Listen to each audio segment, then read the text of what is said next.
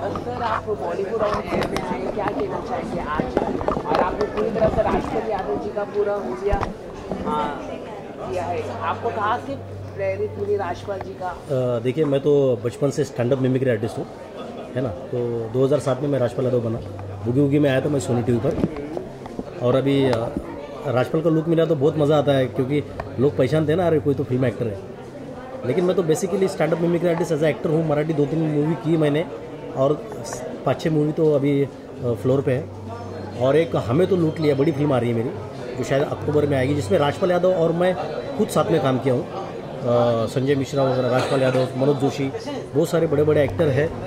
तो ऐसा है कि और एक एल्बम किया है मैंने, कॉमेडी एक्टर हूँ, इसके बावजूद मैं एक सीरियस कैरेक्टर भी किया है, और एक विलन टाइप का कैरेक्टर भी किया है, जो एक एल्बम है जो हमारे एस मन्नत फिल्म्स का है, जो हमारे आलम भाई इसके प्रोड्यूसर है, और उसमें मैंने एक नेगेटिव कैरेक्टर किया है।